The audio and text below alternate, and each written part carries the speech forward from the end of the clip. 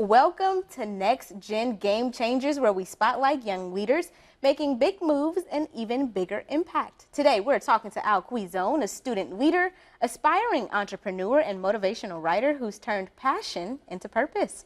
From class body president to future lawmaker, Al's journey is truly an inspirational one. Welcome, Al. Thank you, Sean. Appreciate it. Thanks for having me. Thanks for coming in. So now, speaking of student body president, I believe congratulations is in order. Thank you. Yeah, it's a big thing, and I'm very excited. There's a lot of things that I'm really excited to do at Bradley. Nice. Could you share some of those things you're excited to do? Yeah, the biggest thing for me is really enhancing our collaboration transparency policies with not just the student senate and the student body, but just with the colleges as a whole. Each and every one of us, and I talked about this in my campaign, we have unique perspectives and creative ideas across multiple disciplines. Why not share those ideas with other people? That's right. And you know, leadership is nothing new for you, right? Yeah, I know. You've had experience in the services. So how exactly are those experiences helping you, or how have they prepared you to lead on the collegiate level? Yeah, so in the past, to start, I was part of the Marine Corps Junior ROTC program here in Peoria. I was raised here the majority of my life, and you know, being able to implement community ties and how I've been able to organize myself as a leader, you know, really has enhanced that. What went into how you organized yourself as a leader? Because, I mean, leading a group of people is definitely easier said than done. You've heard the saying, a lot of chiefs, a lot of chiefs, not enough Indians, right? Yeah. So how exactly have you prepared yourself? Communication skills, 100%. Not just about speaking, like anyone can speak, anyone can talk, but it's really about listening and hearing out those people that you want to create an impact towards, and also the people you want to collaborate with. So, Absolutely. So can you share a moment when your view on leadership kind of shifted? My junior year of high school.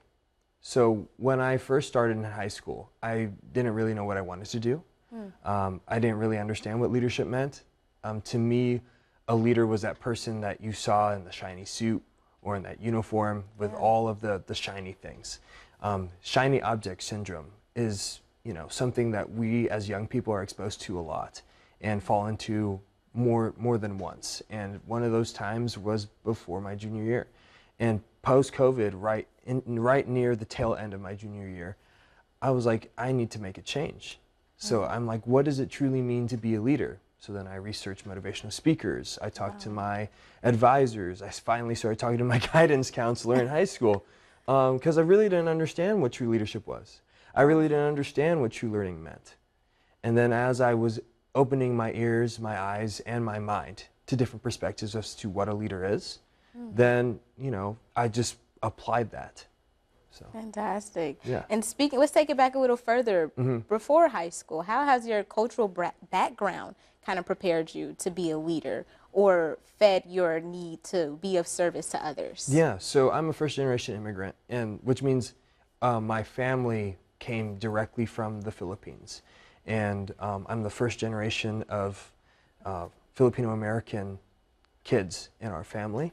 And that has really driven my desire to, you know, become more culturally tied to myself and my culture, because we as the Filipino community really enhance on community, really talking to other people and really bringing in people to different things, no matter if they're Filipino or not.